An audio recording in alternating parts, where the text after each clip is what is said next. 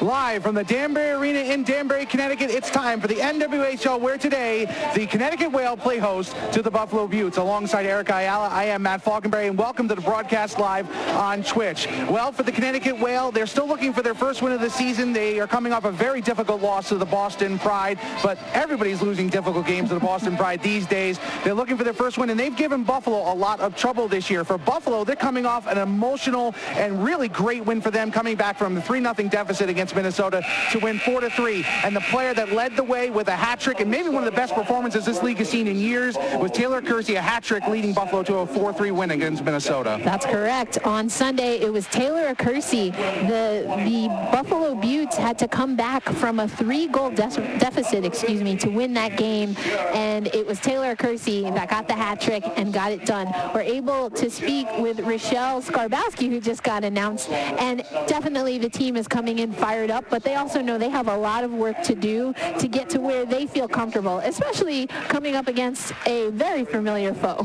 Kelsey Newman will get the start in net for Buffalo. She's coming off a win in her last appearance, and she's been a player that has been really working hard to get a chance to play, and she gets a chance to start today. That's correct. We saw Kelsey Newman get the start and get the win here last time the Buffalo Beauts and the Connecticut Whale went head-to-head, so it's good to see Newman in net again. Talking about veteran players, the captain of the Whale is Shannon Doyle. Of course, she is a leading shot blocker in the league, and the defense has got to play better if they want to get a win today, and she's going to be the one leading the way on defense. Absolutely. Shannon Doyle, Elena Orlando, Jordan Brickner, no shortage of veterans on the blue line. But what it's going to take for Connecticut to be successful is for them to parlay what they have in their veteran presence on the blue line as defenders and use that in all three zones. The team defense needs to improve so that they can give Sonia Shelley, who also just got announced, they can give her some support. She's been such a powerhouse for this team, but it's not necessarily showing in the results. They're still looking for their first win.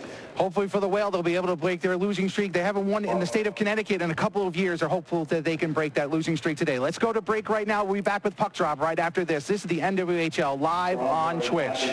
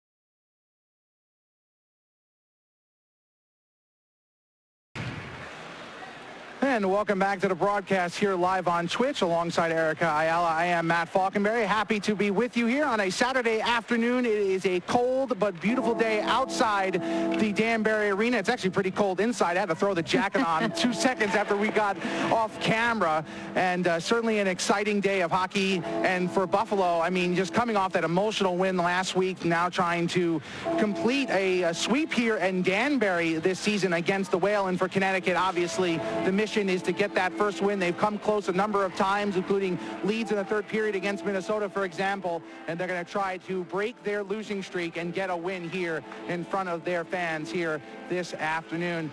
Erica, should be a really exciting game, and obviously you're going to be on Twitch doing the chat. I'll try to jump on as much as possible, especially during the intermissions.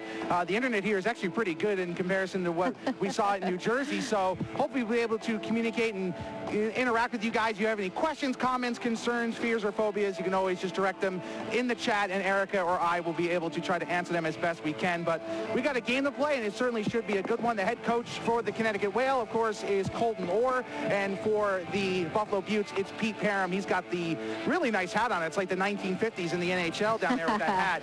Oh, he's a sharp man. He's a sharp man. He's got a nice orange tie, too, to really make that pop off that blue, and that nice light gray jacket he's wearing. I'm feeling it. I ran into Coach outside the arena, and I let him know he's always looking good. I respect that. It'll be Sheriff, Brown, and Bowering at the forwards for Buffalo. As we mentioned, Newman and Shelley are in net. Skarbowski on defense, alongside with Ashley Birdsall. We are underway here in Connecticut for the Whale. Vlasic, Houston, and Kleinbach with Beatty and Brickner, the starting lineup for Connecticut as the puck is played into the far corner. My first time here in Danbury, and I said this on Twitter earlier, and I'm going to get this out of the way right now. Just an amazing view for a broadcast booth for this game. Houston brings in, and we'll have it knocked away from her, played into the corner. Buffalo will get it and will look to move it up, and they will at least get it out to center, and it'll be chased down again by Beatty. Shout out to the Riveters fans that have made it over to this broadcast. Of course, I'm sure they're gunning for you here, Matt, in this game. They want to listen to the nice silky voice of yours. Well, it's been 7 weeks since this quote unquote silky voice, I'll just say voice, has called an NWHL game, and I'm super excited to be here. And it's kind of different. Obviously, I said it on Twitter. It's kind of funny to have a game, know you're getting prepared for broadcast, and the Riveters are not part of it for me. So certainly is a lot of fun. And first time seeing these two teams play, I've only seen the Riveters play Boston in person this season. Whale looking to bring it up. A minute into this one, still no score. A pair of 31s out there in net for each side. Kelsey Newman got her first win, as this is going to be sent down for an icing. That'll stop play minute and 15 seconds in, and Sonia Shelley getting a chance to get the start. That's correct. So Kelsey Newman, she got her first win the last time these two teams faced off right here in this building. So probably feeling a little comfortable. And then Sonia Shelley, as I mentioned in the open, has been really strong for this Connecticut Whale team. I keep joking that the only thing she really needs to do to improve and be better for this team is to maybe score a goal. It would certainly be a welcome thing for these teams, as the puck is played at center and knocked around, and finally Morissette will play it back to the captain, Shannon Doyle, in her 5th season with Connecticut. One of the best defenders in this league has seen, as it's brought in down by Mennigan. Mennigan has it taken away, and it'll be played back out the center, and the Whale will force Buffalo to have to get reset up. They'll move it up. McPherson will dump in deep. She'll go off for a change. It's about a 1-on-4, but the pressure is on there. That was Brown on the forecheck, doing a good job of distracting Connecticut for a moment as the puck is played to center, and Candace Sheriff has it. Sheriff moves it to the middle of the ice. And Green Bowie, again, one of the great, that's Bowering, apologize, number 22, got the 22 and 23 mixed up. But Bowie, I'll keep the thought process, one of the great forwards this league has seen, and has played in every Isabel Cup final, and she'd like to make it 5 for 5. Played out in front, Sheriff has it knocked away, and it'll be played back out the center. Bustad tries to get after it. Kleinbach with a big hit in the corner. Vlasic's open in the middle, but they won't be able to get it to her. Kleinbach, though, picks up the loose puck. Plays it back to Beatty. Beatty takes a shot. It's blocked. No shots on goal just yet. We're 3 minutes in. Neither team has gotten a puck in on net officially. And that puck will be sent all the way down. It's a race for it now. See if Connecticut can get the icing, and they will. Good job there by Beatty to race down and force Buffalo to have to deal with a defensive zone faceoff. And yes, good hustle there. Connecticut needs to make sure they're establishing themselves in the offensive zone. This is a team that, they can score. We've seen that. They can definitely score, Matt, but they don't do it often. So if they can attack early and often, especially knowing this Beauts team and knowing Kelsey Newman well, I think that will bode well for the Connecticut Whale this afternoon. There's always the bus legs. That's always talked about when you have to travel far like Buffalo did, basically coming across the entire New York State into the the western part of Connecticut. Puck is played towards the middle, knocked down, and chased after. And Connecticut will try to move it around the boards, but they will be stopped short. Skarbowski wearing number 71, a couple of changes. Aaron Guillen also wearing number 81 for the first time, so a couple of number changes. Akersi tries to backhand the puck forward, now has it again, sends it across, and just missing it at the doorstep was Bowie. Birdsall, nice job stick handling at the blue line. Bowie sends a shot in, that will go high and off the boards, and eventually will be played out to center. So first good opportunity for either side, but it just was missed by Bowie. And as you mentioned, we do have Colton Orr. He is on the bench. He came to the team. He's been at practice for the last couple of weeks here, but he was the bench boss in Boston against a former teammate of his, Paul Mara. But he is making his home debut with the Connecticut Whale as head coach today. Former NHL enforcer, played for the New York Rangers. That's where him and Paul Mara were teammates back in the mid-2000s. Part of the Tom Rennie tree. Tom Rennie, of course, is part of Hockey Canada. And their assistant coach on those teams, Perry Pern, is the head coach of the Canadian women's hockey team. So a lot of connections with those old Ranger teams, including here in the NWHL. So we played back to center, 2-on-2 here. Guillen watching Stacy. Stacy in, shot save, rebound right out in front. Good blocker save there by Shelley. It's kind of a no-look shot by Stacy. I dig it. We were talking basketball before the game. It was like a no-look pass, but a no-look shot. Trying to fool Shelley, looking for the pass instead of the shot. He has another chance in, and they score! Aaron Guillen with a beautiful wrist shot in 4 minutes, 39 seconds into the first period. Buffalo is on the board. They lead it 1-0. Really great shot by Guillen there. She gets the Buffalo Beauts on the board early in this first period. And, we were just talking about, getting Sonia Shelley moving. And it looked like Brooke Stacy was doing a little bit of that as we get ready to see this replay. And then it's just a nice little shuffle pass. She sees some space and is able to go far post on Sonia Shelley. Keeps it low to get it 1-0. New number, who dis? That is Aaron Guillen with her goal. Another pass across looking for Bowering, and they could not connect. Well played there. I like that.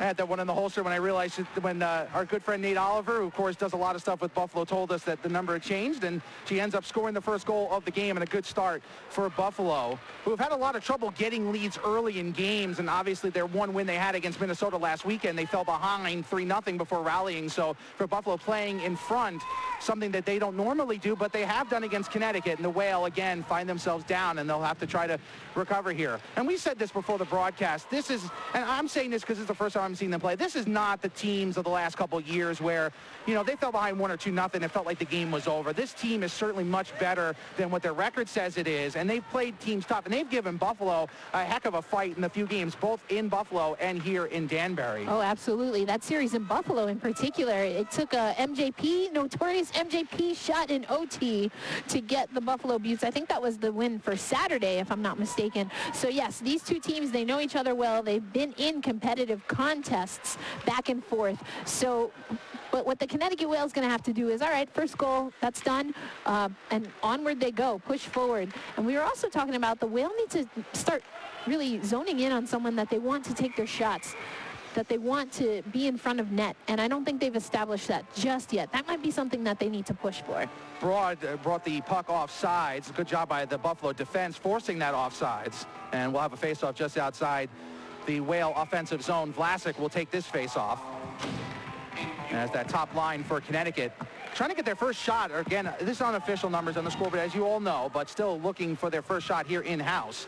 Shots are 2-0 unofficially in favor of Buffalo, and one of them went in. There's a turnover right in the middle. There's a shot, and it's deflected away. They're looking maybe for a deflection, as Guillen was looking for her second goal of the game. Here comes Vlasic. Vlasic stops, waits, surveys the defense, now sends it below the goal line where Houston's got it. Houston off the back of the cage trying to get a pass out, and now Vlasic will grab it and will send it back to the blue line. There's Aaron Hall, and now sends it back down all the way into the corner again as Connecticut tries to get a cycle game going here. 13-10 to go in the first period, 1-0 in favor of Buffalo on the goal by Aaron Guillen. Puck played up by Stacy. Stacy moves in, goes wide. Guillen drives to the net, tried to get a pass across it, Stacy, but it's blocked. And Buffalo will get reset up here. Birdsall takes a shot, and Shelley was able to make that save with the pad. 12:45 to go in the first period. Buffalo moving the puck well. Birdsall's shot deflected. It's down. It's loose in the crease. Trying to get after it was Buffalo, and they could not as it's played into the corner. Could be a penalty coming up, and here we go. First power play coming up if they don't score here. Shot in, save made by Shelley, and Buffalo will have the first power play of the game, a tripping call. Someone to keep an eye on is 15 blue, Candace Sheriff. You saw that puck got caught up. I believe it was actually Shannon Doyle that made the block in front, but Candace Sheriff was able to really vie for that puck and set it free out there, which then eventually ended up getting the Buffalo team to draw a penalty. So 4 shots to nothing, 1-0 to score, and Buffalo has a chance here to take over this game early on. The penalty to Emma Vlasic, 2 minutes for tripping, and it is 1-0, and Buffalo will try to make it 2. First power play of the game for either side. For tripping at 7:27. Puck played out, though. MJ Peltier could not keep that puck in the zone, and good pressure here against Buffalo as Chermova had trouble with it, and Buffalo has to play it all the way back behind their old goal. 25 seconds gone by in the power play. Buffalo still looking for their first chance to get set up. Now they bring it into the zone. Deflected by Brickner, one of a few 5-year players on this Whale team, and they're able to get it out. Good job early on in the kill here from both sides. 40 seconds into the power play, and the Whale have not even allowed Buffalo to get a shot in yet, and now this could be an icing. No, it's actually been waved off. That's a break for Buffalo, but they go for a change, and Connecticut says, thank you very much. We'll just clear it down ice again. Minute 5 gone by, or excuse me, 2 go on the power play. As that puck is knocked down, and Guillen able to knock it in. Played in deep, chased after by Doyle. Doyle has it on the backhand, tries to knock it off the boards, has it lost, and now the whistle blows. And I guess the puck got lost, and they'll see where they'll put this face off and talk about another break for Connecticut. They'll have this puck come outside the zone, and that is not a good job there for Buffalo in terms of getting the puck in, but they will win the face-off, at least force it in deep. Still have not been able to get anything set up. Now they finally will have a chance. 45 seconds to go on the power play. Bustad sends it down low. Play to the middle. Shot in, and a score! Oh, that's a ripper of a shot there. Beautiful shot by Cassie McPherson, and on the power play in just a snap of the finger, they get set up, they move to the middle, and that's the second time they've taken a shot in the Royal Road, and it's been royally good for the Beauts. They lead it 2-0, 11-12 to go in the first period. We're seeing that Buffalo is taking those shots. They're taking them low and on the far side, and it looks like you see the congestion in front of Sonia Shelley there. Maybe she wasn't able to see clearly and thought that far post maybe was covered by one of her defenders, the angle at least, but it's the Buffalo Beauts that are able to find that seam and get their second goal of the game. So a great start for Buffalo, leading it 2-0. Guillen and now McPherson able to score this one on the power play. And here comes Connecticut with a chance. Odd skater rush here. Mennigan pass across, and it does not connect. Oh, that would have been a goal there if they'd gotten the stick on it. Newman was just out of position in a bad spot there in a 3-on-2. Here comes Buffalo now. Bustad takes a shot, save made, and Shelley will just send that one behind the net. Wraparound try is blocked. Good effort by Bustad to get back to that puck. Now Sheriff moves in. Sheriff takes a shot high and off the glass and will come out of the zone. Want to give some kudos to Casey Anderson on that breakaway. She had position on one of the Beauts defenders coming back, and she held her position in order to hopes that her teammate was going to be able to get that pass. It didn't work out, but that's a good heads-up play by Casey Anderson, and that's what Connecticut needs. We talked a little bit off air about them getting a little more physical, and I think we're seeing that in this game so far. Puck knocked up in the air and gloved down, and a whistle blows for an offside, so they'll stop play. 10:04 to go here in the first period, and Connecticut is still looking for their first shot. That golden opportunity just went wide of Newman. Did not have to make a save yet, so Buffalo pitching a shutout both in the shots and, of course, in the score department halfway through this first period. So not a good start for Connecticut, as Connecticut now will make wholesale changes here as Broad is on the ice, Gualtieri and Morissette. As Morissette takes the face-off, it's won by Connecticut, and it's played in deep. Shermova chasing after it. And now Acursi with a nice quick pass. Knocked down for a moment, and Peltier tries to get it to Acursi, turns it over. Here comes Connecticut. Gualtieri moves in on the backhand, sends it across. Doyle is open. Taylor takes a shot. It's deflected, did not get through. That was a soft shot, and now a penalty has been called, and it looks like we're going to have the first power play of the game for the Connecticut Whale, and it's Taylor Acursi, who is not too thrilled with the referees. Yeah, she gave a little sarcastic LOL, shall we say. Didn't appreciate that call, but nevertheless, she goes to the box.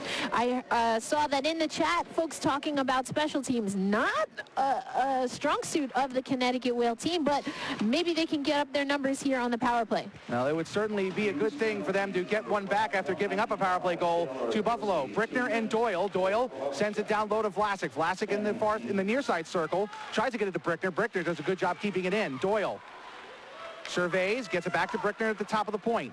Now Vlasic. Back to Brickner. Gets a shot in. Save made by Newman, and she holds on. That was a rising shot that Newman was screened for a moment, but able to see that puck harmlessly hit her right in that Beauts logo.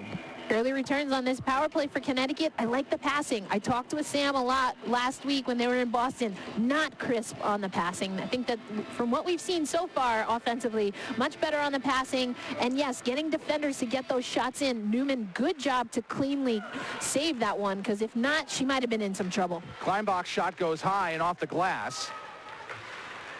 And that puck is loose, and Connecticut gets it back. Could not be cleared by Skarbowski. The shot in, and another save by Newman, and Vlasic will get it back. Good pressure here from Connecticut. Minute 15 to go on the power play. Brickner sends it down low into the corner. Skarbowski tries to get there, looks to clear it out, but cannot. Doyle pass across, looking for Vlasic on the near side circle. And now Brickner across. Doyle's shot, and it's behind Newman, and she didn't see it. It's loose in the crease. Whistle hasn't blown just yet. They're still looking for it, digging at it. A massive humanity, and somehow Newman is able to hold on to it. That puck was sitting in the crease, and Connecticut just couldn't get there in time. And when the entire 10 players on the ice, or 9 of the 10 players on the ice, were able to get to the crease, nearly knock it in, but Newman holds her ground. 54 seconds still remaining on the power play. And we just saw that replay, and you can also hear it from the Connecticut bench. It did look like there might have been someone that covered that puck with their hand from the Buffalo Beauts, but they don't get the call. Connecticut, that is, and we play on. There's a bit of a shuddering feeling when a Buffalo Butte fan hears about covering the puck in the crease. A controversial call way back when in year one. Shot in, and Newman tries to stop it. Did it go in? It did! On the rebound! Connecticut is back in it on the power play. They'll play the Great Brass Bonanza as the Connecticut Whale with Kayla Mennigan on the doorstep makes it 2-1. And Mennigan is someone that I wrote about in the preview. Mentioned that she's a player that's been able to get it done for Connecticut, and she does it again. We also talked about how the power play coming into this game was going to be important for the Connecticut Whale. Well, don't you know it? They get a power play goal to get things started offensively. The Twitch fans wanted the special teams to come up big, and for Connecticut they do. Each team is 1-for-1 on the power play. And we got a 2-1 game here, so high-scoring game just 12 minutes into this first period. Connecticut, who had been held shotless before that power play, got 3. They found one to get in, and rebounds for Newman, something they're going to have to watch out for. Connecticut could get some chances. Buffalo looking to regain the 2-goal advantage. Shot in too high, and there's a penalty coming up. It's going to be against Connecticut. The puck is out at the blue line. Chermova sends a shot in, knocked down by Shelley, and finally touched up by Connecticut. So just seconds after they get within a goal, they commit a penalty, and Buffalo will have their second power play of the period. You know, I definitely said I wanted Connecticut to play a more aggressive and physical brand of hockey, but of course that comes with knowing how to do that without getting in the box. And for a team that struggles on special teams, although they are a little bit better on the kill, that this is going to be a challenge. Already we've seen them go to the box twice. This is something they're going to have to clean up. And on a chance here, one-on-one, here comes Anderson. She has it taken away. Good job there by Anderson, though. If anything, at least wasting some precious seconds off the penalty here. Kleinbach in the box for Connecticut. Here comes Accursi. Accursi, always great on the power play, tries to chip a puck into the middle, but it's knocked away, and Connecticut diving and getting it out of the zone. Great effort there by Shannon Doyle. That is an evergreen statement if there ever was one. Great effort by Shannon Doyle there to get that puck out of the zone. Veterans stay around for a reason. Puck is played in deep. Beatty will try to get after it first. She does. Nice job there to fake the play there, but can she get it out? No, she cannot. Buffalo keeps in for a moment, knocked down. Can Anderson get it out? She can. Good job on the kill so far. 1 minute in to this power play, and Buffalo will make some changes. Bustad and Stacy coming onto the ice, along with Guillen and McPherson. McPherson and Guillen, the 2 goal scorers for Buffalo. Penalty to number 90 for Grace Kleinbach. Menningen was the one who led the celebration. They credited it to Schweinsfire, but I believe it was Menningen who led the celebration, so we'll just stick with that for the moment on the goal scoring. Players always know. They never try to... Menningen's not trying to steal a goal or anything, that's for certain. I don't think so. Either way. 5 seconds to go, and the pass right on in front is blocked. They are trying those cross-ice passes. That's classic Buffalo Beauts hockey. No matter who the coach was, that's what they always want to try to do. Shot is blocked, and very calm save by Shelley, but then the rebound nearly went in. Now a puck is played with a high stick, but I've never seen a goalie take a ripper of a shot and just blocked it. I mean, just like it was like swatting away a fly or something there. Tossed it away. And Shelley... She wasn't feeling it. She certainly has made some nice saves, a couple of tough goals, but, again, the defense, the one thing I've noticed, they're kind of sitting back a bit, and they're letting Buffalo get into that high chance area. That's something they can't let happen moving forward. 2 goals right down the middle. Yeah, I like that observation. Definitely very good. So force the team up, force them away from your goalie, but that also has to come from not just the 2 blue liners. Again, that goes back to that team defense. The rest of the team has to really work on pressing everyone else. McPherson brings it wide. The power play is over. Buffalo now 1 for 2. Kleinbach will immediately come off the ice, and they'll bring on Evangelos. Pass across, shot is just wide. Good set play there. Another pass across, and another chance in front. Buffalo really working below the circles right now. Pass back to the blue line. They'll move it across. It's 5-on-5 here, but Buffalo getting some extended zone time here. Guillen sends it to the middle. It's knocked away. Anderson's got it, and she'll clear to center. And that'll give a chance for Connecticut to get at least a couple players off the ice, or at least one so far. Houston will come on. Buffalo makes some changes as well. Brown with the puck now. Stacy drives to the net. Brown to Stacy. It's knocked away. Good job by Doyle again, getting her stick in the way. Puck played behind the goal line. Battle for it, and Vlasic will play it behind the net, gets it right back. 4:54 to go here in the first period. 2-1 in favor of Buffalo. They led 2-0. The goal by Menningen right on the doorstep on the power play made it a 2-1 game. Icing is waved off as it was deflected just across the red line, and Peltier will have it. MJ Peltier, stick handles, and nice job passing from Buffalo, getting it out to center. Shots are 8-4 in favor of Buffalo so far. Marchin tries to play the puck behind the net, has it knocked away. Brown on the forecheck. Pass to the middle, it's knocked away. And Houston tries to get it and forces the puck out of the zone. Buffalo has to tag up, they will. Gives Connecticut a chance to regroup. 4:15 to go here in period number 1. And it's still a 2-1 game. Kleinbach plays it off the skate. And now across the blue line with some space. Kleinbach on the backhand, moves on in. Kleinbach tries to go to the middle, has it knocked away. Good defense there from Buffalo. And Accursi, the only one that gets to the loose puck. She flips it out of the zone. And Marchin will get it in. I thought Gualtieri had touched up but did not. And that allows Buffalo to calmly get the puck and move it up ice. I think that was Kleinbach that would have kept them off sides. Bowie on the backhand has it played behind the net. Marchin. Game has settled down just a little bit after the bit of scoring we saw. As the puck is played into the corner. Beatty trying to get after it. And here comes Connecticut. Chance for a 3-on-2 here. Broad moves it. Now Morissette takes a shot. It's blocked.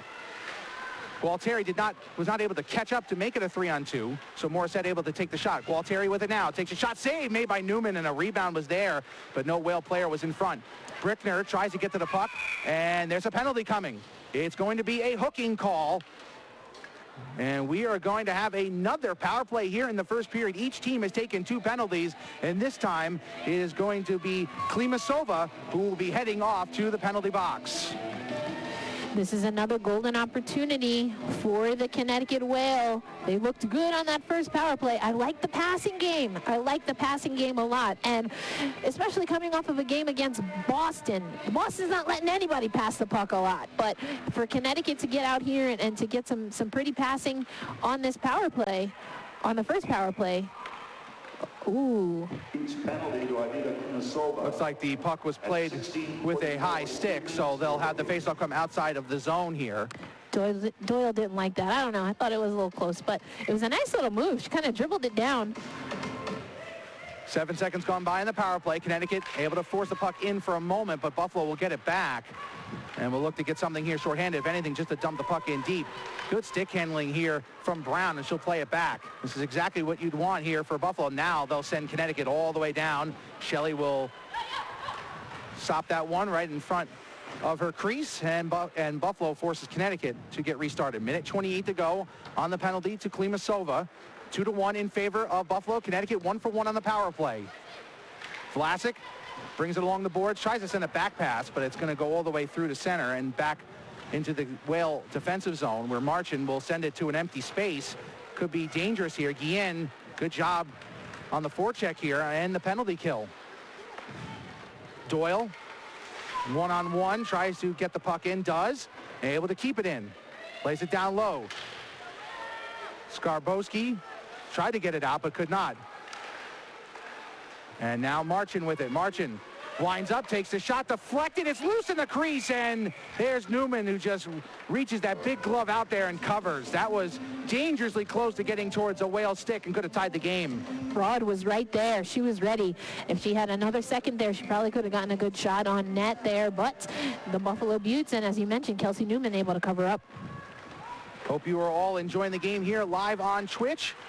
We have 2 minutes to go here in the first period of a 2-1 game. Schweinsfire tries to get the pass across, and it's intercepted. Here comes a Kersey with speed, trying to chase after it. Good job on the kill here, able to clear it and then catch up to her own clearing attempt. 25 seconds ago, Kersey wasting valuable time, and now a whistle. So first power play for Connecticut, thought it would look good. This power play, not so good. But I think you can also say that this penalty kill for the Buffalo Beauts is looking better, and it's going to come to an end. The penalty on Buffalo, it'll be 4-on-4 as Mennigan is sent off to the penalty box. So with a minute 40 to go here in the period and 24 seconds, a 4-on-4 play coming up before Buffalo will have an abbreviated power play. And if I do my math right here, that'd be for a minute and 36 seconds, which could bleed into the second period. Generally speaking, this season, I don't think we've seen, so many penalties. I think it's been pretty well, they're letting them play, so to speak. However, the last time that there have been some penalties that ran up, it was these two teams in Buffalo, and the power play was extremely important for that series. So the power play for Connecticut, the original power play is over. Now the 4-on-4 is over, and it's a power play for Buffalo as a shot in is sticked away by Kelsey Newman. So Connecticut shorthanded, able to get a shot off. Minute 22 to go on the power play, and 1 minute remaining here in period number 1 of a 2-1 game in favor of the Beauts. Guillen and McPherson. McPherson on the power play, and Mennigan on the power play for Connecticut, your goal scorers. A Kersey in, takes a shot just wide of the glove of Shelley. McPherson brings it in, finds a shot in by McPherson, was able to find a Kersey on a give and go, and the shot was just a little bit too soft, and Shelley was able to glove that one out of the air with 41.6 seconds to go here in period number 1. And of course, thank you for everyone that's joining us on Twitch TV. Let us know where you're watching from and who you think will get the next goal. Shot in, save made by Shelley. And for those Connecticut fans out there, they want it to be the Whale, but it's a dangerous opportunity here for Connecticut. Klimasova's shot is knocked away. Here's Bustad coming down from the blue line, plays it behind the net. There's a loose stick on the ice, and a Connecticut player, Brickner's lost her stick. So it could be like a 5-on 3.5, if you will. Shot in, and it goes behind the net. And let's see if Connecticut can get it out of there. Schweinsfire tried to get it, but could not. Guillen with it now. Guillen, pass across, with a shot in, save made by Shelley. Nice save made late here in the period. Another chance for Buffalo, and the shot just goes wide. 3 seconds to go, and that will do it for an entertaining first period of action. 20 minutes gone by, 19 seconds on a power play for Buffalo when we start the second period, but Connecticut trails this one at the end of 20, 2-1. I think we saw some good things early on for the Connecticut team. They're going to need to extend that, though, a little bit more into the second period. That first power play was very strong for them. The second one, not so much. But I think we also have seen that Kelsey Newman and the Buffalo Beauts defense have shown that they have they've been exposed a few times by this Connecticut team. So I think, coming in, that the Buffalo team wants to focus a little bit more on their defense, and Connecticut is going to want to focus more on being able to create more offensive opportunities. Rebounds were certainly a factor, I think, in that first period for Buffalo. Newman had to let a few in the crease that were certainly dangerous as the shots were adjusted. It's 12-6 now at the end of period number 1.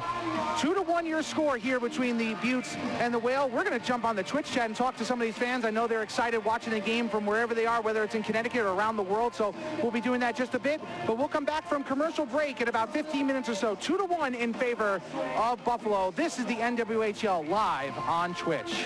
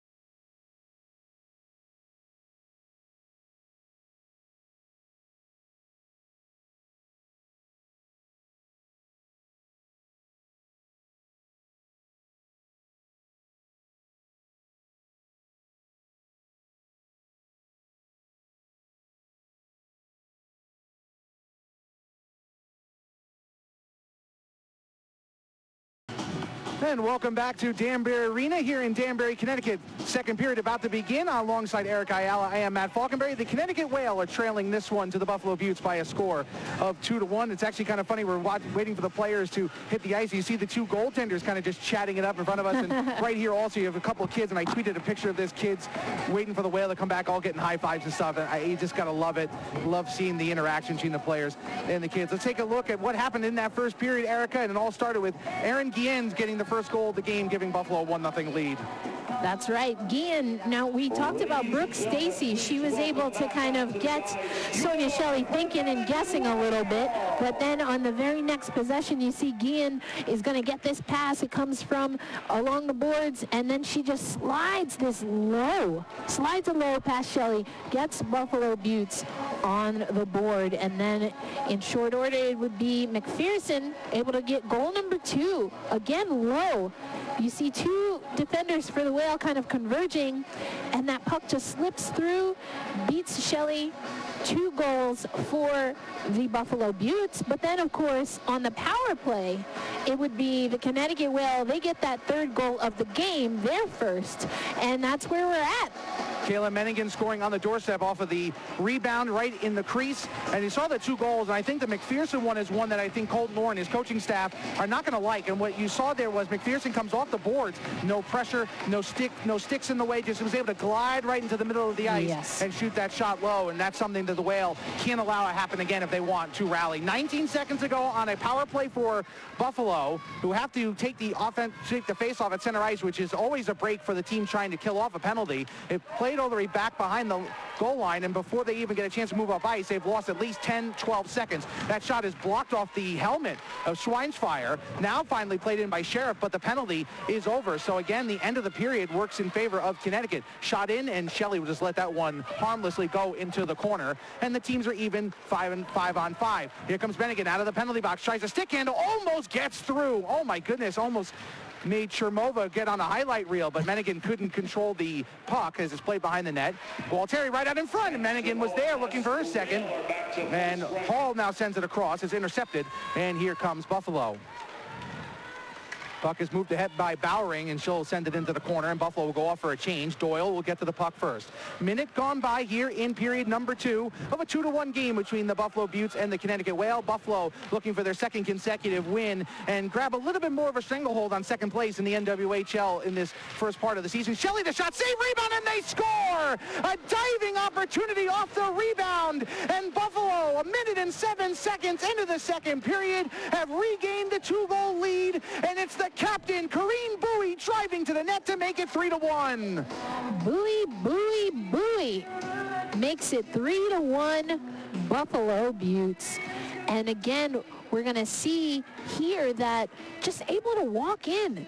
Defense kind of willy-nilly. You see what happens there is that the defender backs down on Bowie. She keeps stomping down, just as you were saying, and is able to get that pass and beat Sonia Shelley. That's got to improve. You got to put more pressure, more bodies in front of Sonia Shelley. As Newman able to take that kind of a wicked angle shot there, able to glove that one down. It might have been, if we get a second chance to look at a replay, thought maybe that the shot had been a rebound. It might have actually deflected off the skate of a defender, where Bowie was just in the right place at the right time. Either way, she gets the goal, the 3rd of the game for Buffalo, and they regain the 2-goal advantage, as I mentioned, now leading it 3-1. This is Buffalo's only game of the weekend. They'll head back to Buffalo and on tonight, and will be off on Sunday. The Whale will be home again as a shot and save made by Newman. They'll be home again tomorrow. They'll play the Riveters for the first time. The Whale and the Riveters, who of course have faced off in the last 3 postseasons, will get a chance to do it again. Or excuse me, the last 2 postseasons.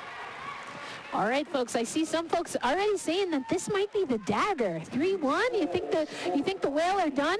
I don't know. What say you at home, folks? I think we've got plenty of game left, but there definitely have to be some things that are going to change for Connecticut if they want to get back into this game. I think it goes without saying that the next goal that is scored is a very important one. It either would be a 3-2 game, which would certainly eliminate the idea that this game is over, or it would be 4-1 and it would only enhance that potential thought process. So we'll see how it all turns out. Still very early in the second period, and Connecticut certainly has had their moments in this game. Houston tries to deflect that. It was deflected, and it'll be not an icing, and Buffalo has to play it back. Shots are 13-8 in favor of Buffalo. A couple of players tumbling to the ice. Boostad got taken down, and then while she was sliding the ice, she took down one of the Whale players. As Orlando, first time we mentioned her today, the former Riveter, played that with a high stick, and there is the whistle. Elena Orlando in year 1 was a Riveter and has been with Connecticut ever since. All right, we're starting to see the Whale fans come up in the thread here. Gladys Knight, just love that handle name. That's great. You gotta love it. Motown's awesome. And on Facebook at facebook.com. Gotta love that. Not over. Of course not. It's way too early for that. Obviously, if you're a Buffalo fan, you'd love it to be over because you'd win the game. But for Connecticut, it's just too much time left. But they've got to get it. They've got to get going here, and they got to do it quickly. A pass right out in front, knocked away, and Connecticut will move up ice. Schweinfeier, oh, nice move, gains his own, looks up, looking for Anderson in the middle. Pass is intercepted.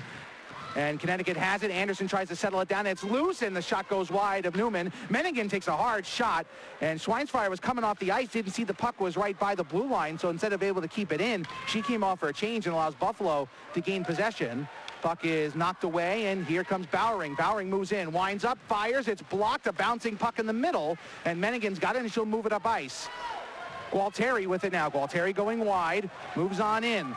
Shot in, deflected, and they score! Oh, what a beautiful play! Gualtieri with a saucer pass for the ages, and the Whale were able to deflect it in. This game ain't over yet, folks. Keep the faith. It's 3-2 as the Whale get the goal, and that one was scored by Morissette, is able to knock down that great pass and make it a one-goal game. Woo-hoo! Look at this.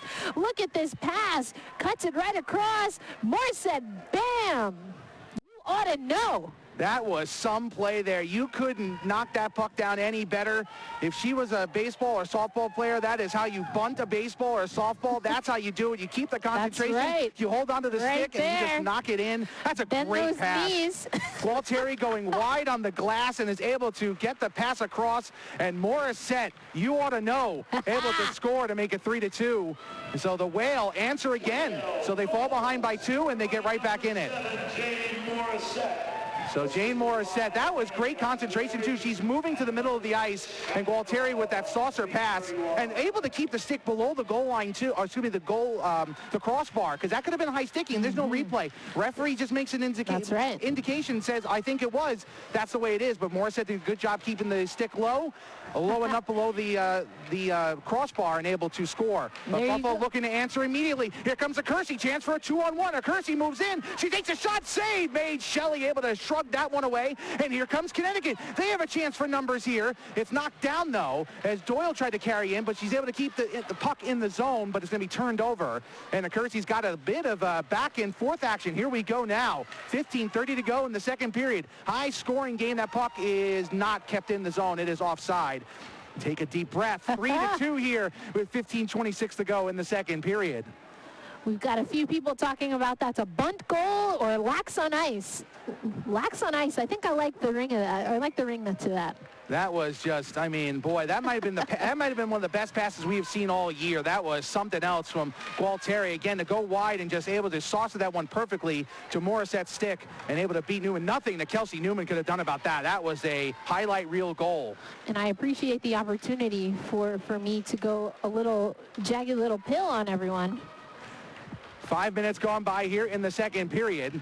Kleinbach with it now. Buffalo trying to hold on to this one-goal lead. The Whale, and I think we've said this before the game when we talked, this is not your old Whale teams of the years past. Pass across, though. Stacy, oh, that's a break for Connecticut. That pass was behind Brooke Stacy, and she had to knock it away with her skate, but could not control it. They had numbers there. Puck played right near the goal, and pass right across, and it's missed. Kleinbach's got it, trying to get it out of the zone, but can't. Peltier got it, pinching in. Gets bumped and loses the puck. Good job by Brickner for the moment, but Buffalo's got it back again. They move on in, pass across, and a whistle blows, and we have a stoppage of play. It looked like the net came off its moorings, and they'll take that break for Connecticut. That was something that we saw in Buffalo was a bit of a problem this past weekend. So for Connecticut, though, that's a huge break. Buffalo was buzzing after that goal, looking to get their 2-goal advantage back. Yeah, you saw that net actually got pushed off at that last play around the net there. So good for the officials to keep an eye on that. Whale player got tripped up, but no call, and play will continue. McPherson's got it and gains his own onside. Schweinsfire tries to corral it. Now the teams are battling on the far boards. Anderson trying to get it out of there. Can't. Pass across. Boost at Wines. Fires. Block shot. That stick was nearly broken, as it was Menningen who's able to get that shot block. Diving across with the stick. Puck is out of the zone. Buffalo touches up, but Connecticut will take advantage of the changes made by the Beauts, and they'll move it down ice, but a turnover in the neutral zone. Here comes Chermova. Chermova moves in with some speed, looks up, makes a back pass looking for Sheriff, but now Anderson's got it. Chance again for a 2-on-1. Anderson and Menningen. Anderson on the far side, on the backhand shot is deflected too high and through the crease, and Buffalo's got it back again. Couple of odd skater rushes here in the second period. Marchin feeling the pressure from Sheriff, but able to send it across. And now Doyle. Doyle stick handles, then gets it out the center. Nice pass up to Broad. Broad trying to get out ahead, gets taken down, and a penalty has been called. So Kendra Broad able to fight her way into the zone, gets the penalty call against Buffalo, and with 13:20 to go in the second period, Connecticut will have a power play and a chance to tie the game. All right, folks. You still with us? We've seen lots of action in this second period alone. And, you know, we've got folks putting, I think, a few friendly wagers. We've got a few friendly wagers going on in the chat.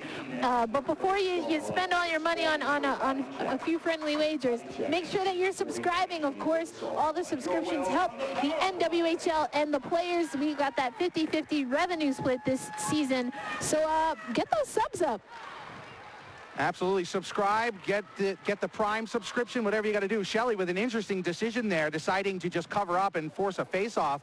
But for Buffalo, they'll gladly take it because that face-off will now come in their offensive zone. So 13:07 to go, 1:47 to go on the penalty to Ashley Birdsall. So Birdsall in the box, as Buffalo trying to hold on to this one-goal advantage. They've led by 2 goals on 2 separate occasions, but Connecticut has cut it to 1 each time. 2-0 made it 2-1. 3-1, they've made it 3-2. Goals by Morissette and Menningen. Here comes Houston with some speed, tries to go wide on Peltier. Houston stops, loses the puck for a moment, now tries to get it back, and is able to control. Peltier putting the pressure on, and the puck is played back to Doyle. Doyle surveys the defense and now sends it down below the goal line. Doyle changes hands with Vlasic. Vlasic thought about a one-timer, but it goes to Brickner instead. Doyle pass across, and Vlasic on the backhand now. Vlasic tries to play it towards the front. It's knocked up in the air and over the goal and eventually cleared out. That was dangerous there. Bit of a broken play that nearly turned into a golden chance. Shelley will control as the teams each make changes. Kleinbach with the puck now. 1 minute gone by on the power play. 1 minute to go on said power play. And Kleinbach, great job along the boards. Moves in with speed. Now on the backhand. Goes wide and they'll play it back. Doyle across. Marchin takes a shot. It's deflected through and into the corner. And Doyle tries to get there. It's going to be Buffalo, though, with it. Can they clear it out? They will at least get it towards an open space, and now they'll move it to center. And it's turned over. Chance for a 2-on-1. Broad off the bench. Broad with it. Has it. Waits, and no. Whistle blew. The whistle blew ahead of time. So there is no shot. Nothing going on there as they stop play. Players looking around. We're waiting on something.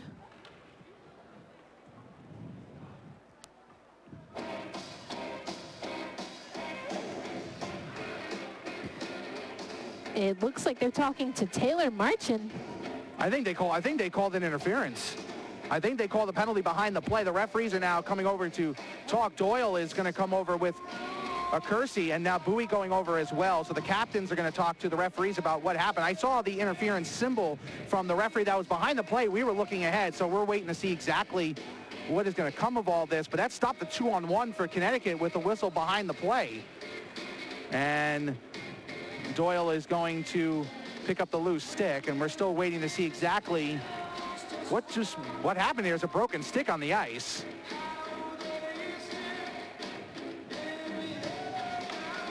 Yep, so Doyle seems to have the explanation. She's coming back to the bench. Marchin, it's her stick that has been destroyed on the ice. Maybe a souvenir for someone for later. And she will be going off to the penalty box. So Marchand took a penalty behind the play, and it was for interference. So that short circuits a 2-on-1 chance and also short circuits the power play. So it'll be 4-on-4 for 32 seconds.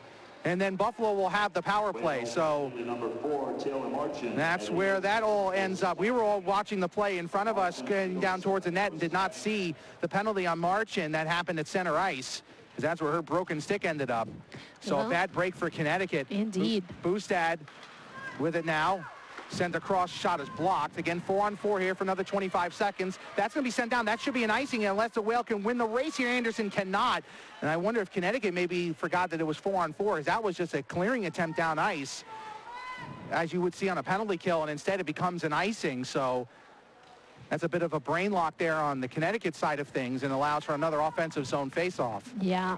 And Bowie will be the one to take it. Connecticut's the team that's down, so they need to stay sharp here. Here comes Anderson now, one-on-one. Bustad now tries to get in front of her. Anderson gets tripped up, and there are no calls, and the fans hate that. They are not happy at all. Here comes Buffalo. Bowie's got a goal in this period already. Sends it across to the middle. It's loose. Shelley is able to knock it away into the corner, but Buffalo's got it. The power play that Connecticut once had is now completely dissolved. A minute 25 of power play time for Connecticut. Accursi throws right out in front and tries to stuff it home, and now another stoppage as again the net comes off its moorings with 1:20 exactly to go on the power play and 11:12 to go here in period number 2.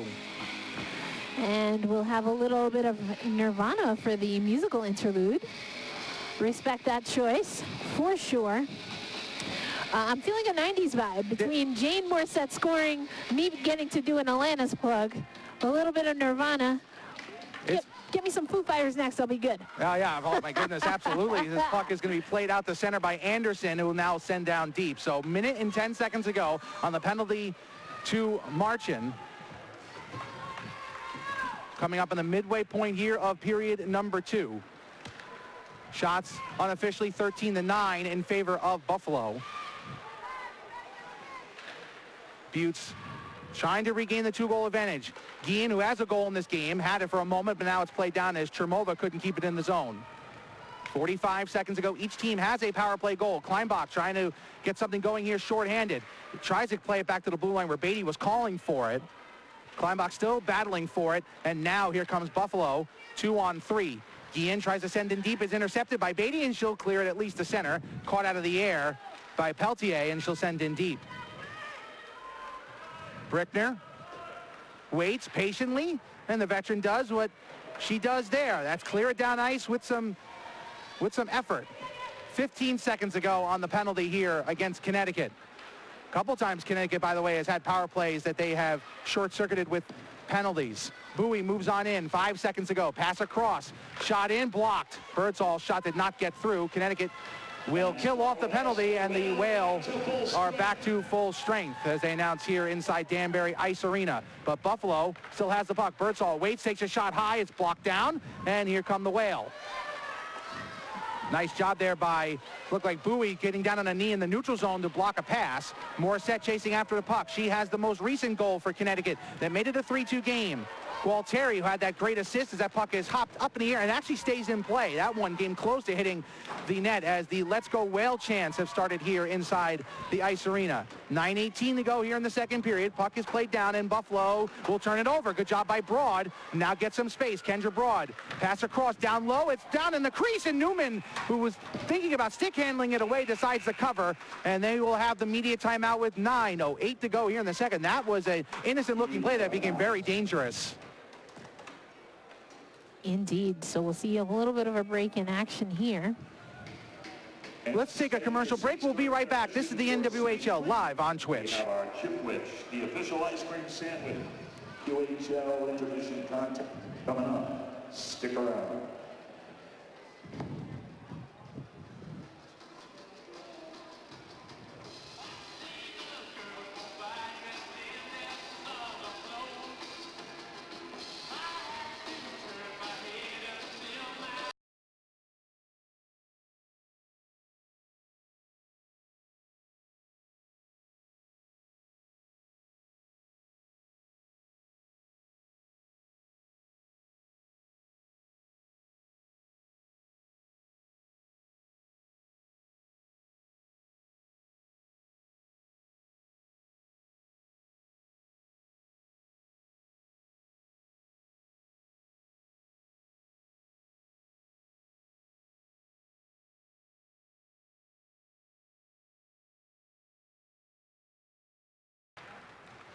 Face-off won by Connecticut after the media timeout. Orlando's shot is blocked, and the Whale, though, able to get the puck back, trying to get something going here. Kleinbach gets bumped along the boards, but Connecticut now has it. Houston with Marchand with it. Marchand sends in deep into the corner. Houston tries to send a pass across to the middle. It's intercepted, and here comes Buffalo. 2-on-2 here. Connecticut trying to get back. Bowering gains his own. Moves on in, and it's played behind the net. Houston trying to get there first. It's knocked down. And now the Whale will get it out to center. And it'll be picked up there by Skarbowski, excuse me. 8:27 to go here in the second period. 3-2. Connecticut trailing it by 1. Buffalo has led throughout the game. Intercepted at center by Brickner. Brickner onside, barely. Oh, Brickner thought it was going to be offside and gave up the puck.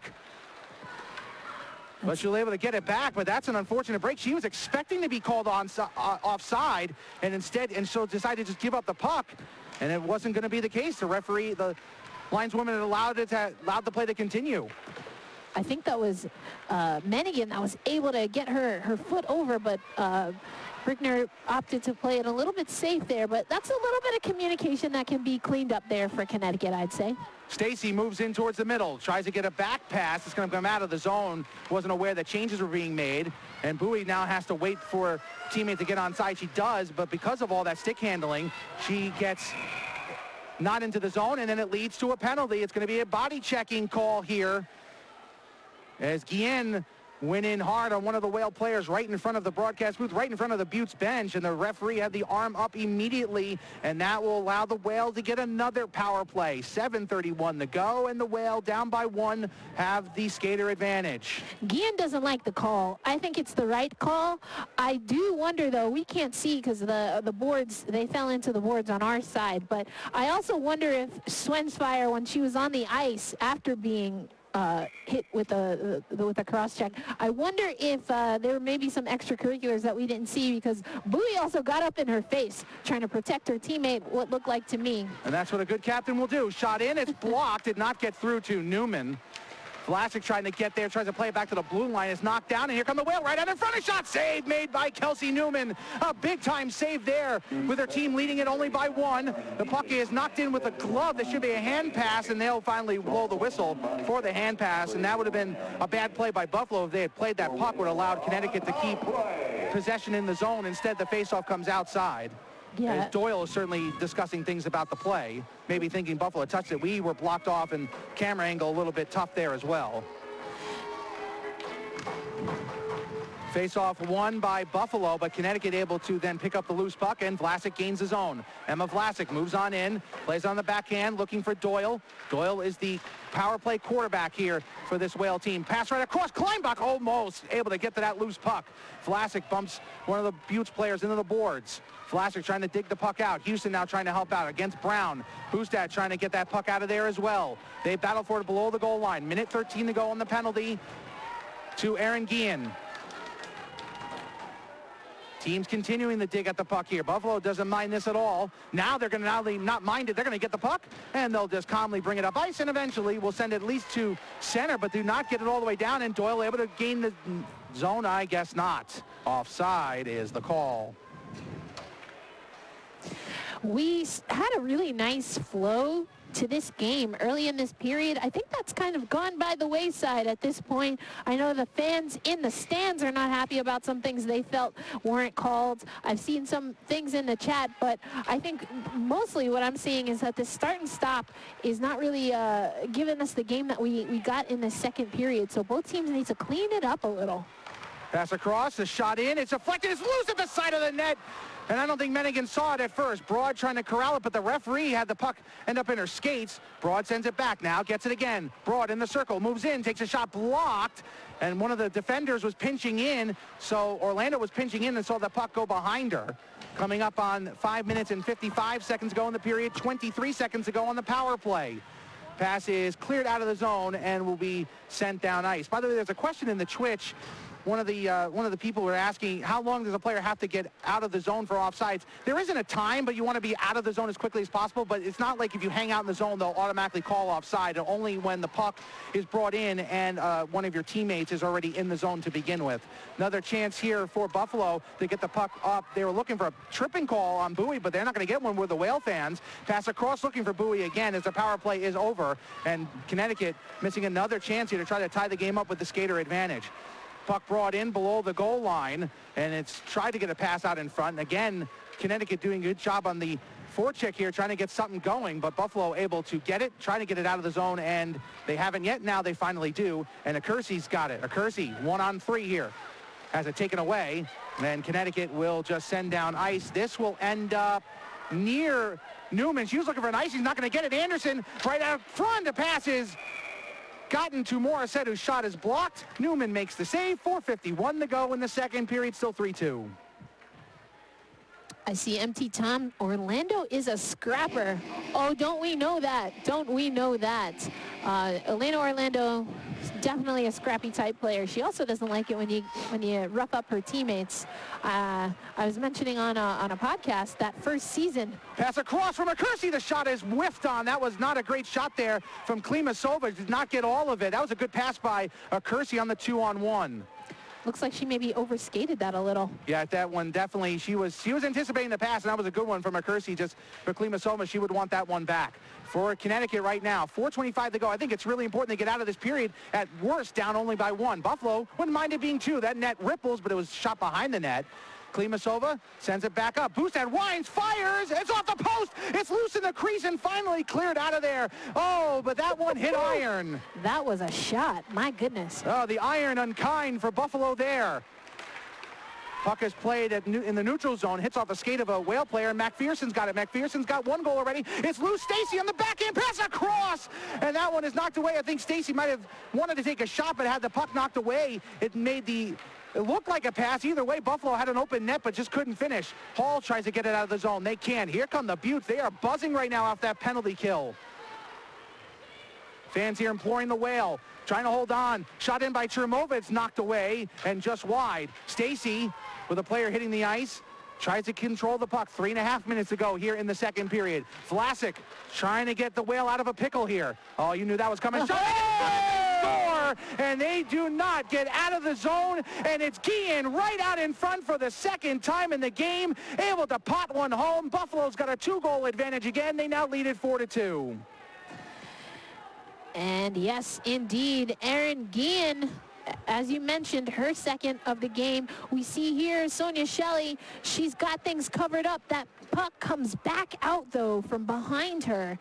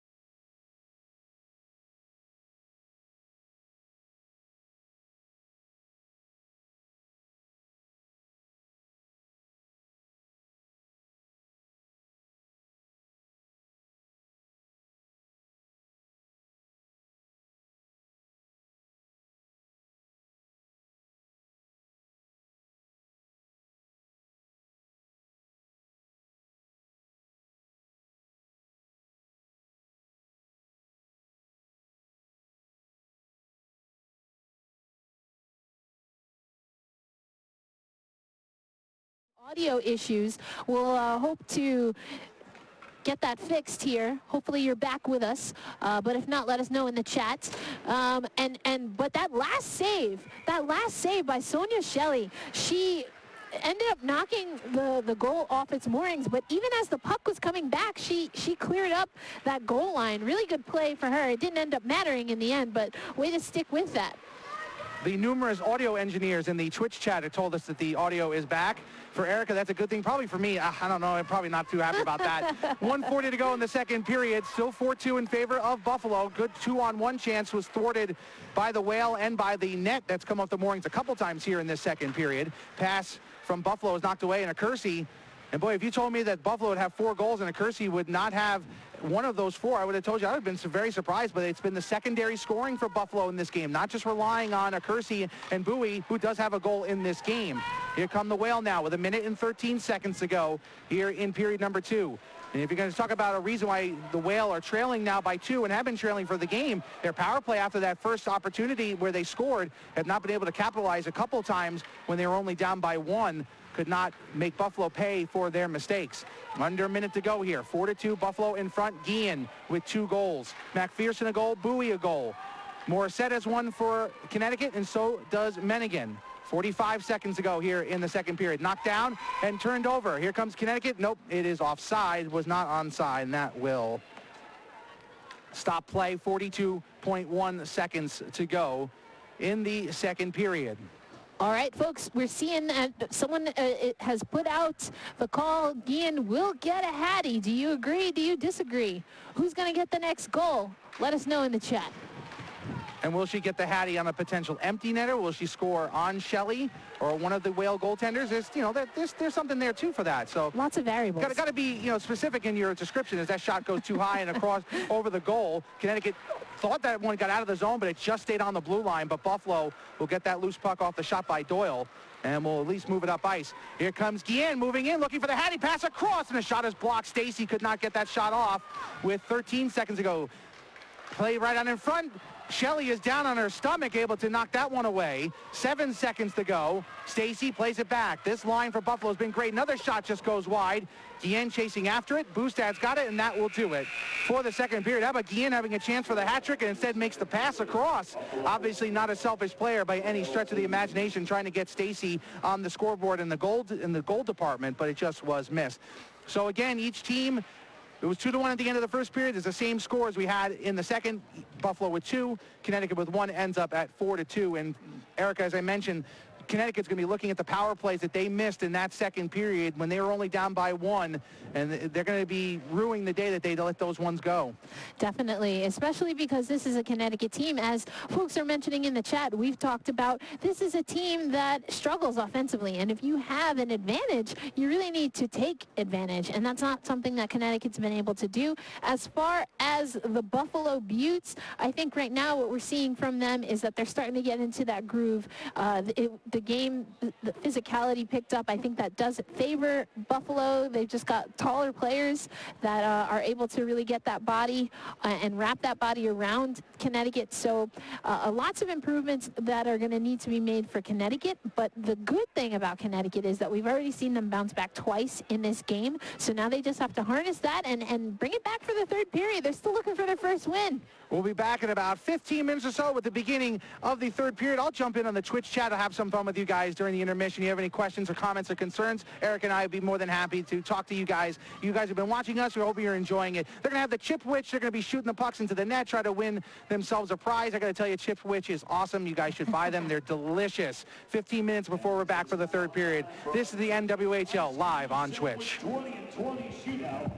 Chip Witch is the one.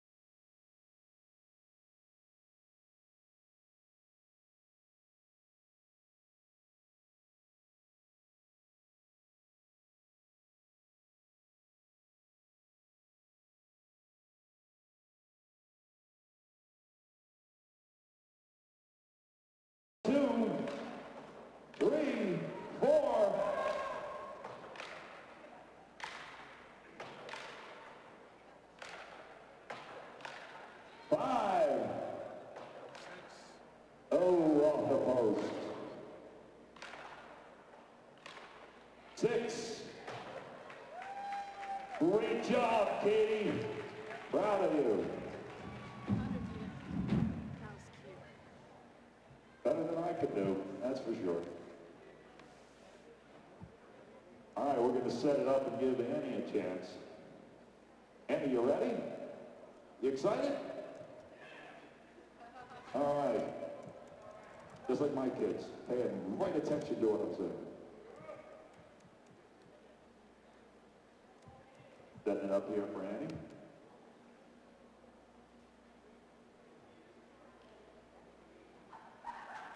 Annie told us before she's got a 100-mile-an-hour slap shot.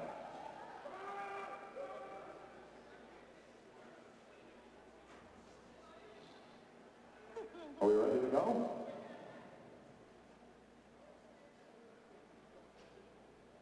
I think we're ready to go. Annie, let's see what you got. We're going in 3, 2, 1, go! Just a bit wide, just a bit wide. Off the post. Oh, does that count like shuffleboard? 1. Nope, just wide. There's 2, 3, 4. And that's it. Congratulations to Katie. You're our big winner today. 6 in the net. And Annie had 4. Thank you very much. And we're going to give you your prizes courtesy of Chipwich. Stick around. We'll be back for a big third period for the Whale coming up.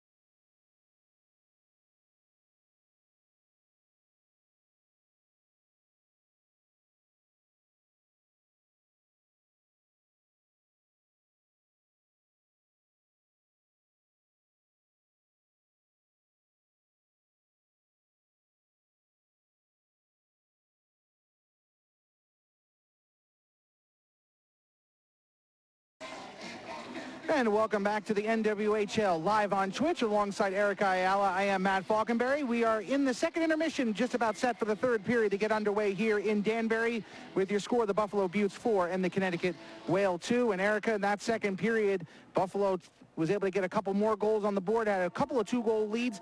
The Whale, though, got it to 3-2, had a couple power play chances, and as we talked about when we went into the intermission, now coming out of it, the power play and the lack thereof in that second period really hurt Connecticut.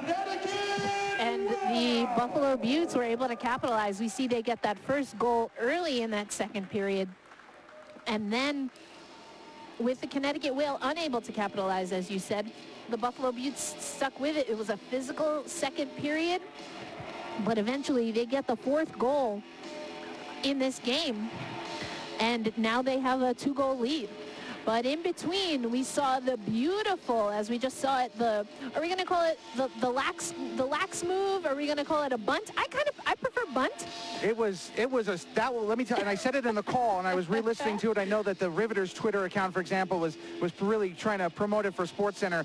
That was one of the best saucer passes, and the hand-eye coordination on that goal by Morissette, and the pass from Gualtieri was, that definitely was highlight reel worthy. If the Whale can do that a couple more times, they'll really be in business. That was some play. That really was some goal that they scored in that game. You take a look at Guillen's second goal of the game as we were just about set to start the third period here. Shots are unofficially 16-14 in favor of Buffalo. I got a hunch those numbers are not 100% right, but we'll stick with it for now. Of course, you can get all the stats that you could ever ask for on nwhl.zone. And also, don't forget, starting at about 20 minutes or so, the Boston Pride will get back out of there 8-0, trying to move to 9-0, or they're 9-0. They've won a lot, and they haven't lost any. They're 9-0 already. They're looking for double digits is what it is. So get ready to head over, and we'll have that squad mode going. That's right, NWHL 2. Sam Fryman will bring you the call of that one as the Riveters return from their month-long hiatus to get back on the ice for the first time. And, of course, the Riveters will be back next week at home. It's a shot in, just wide.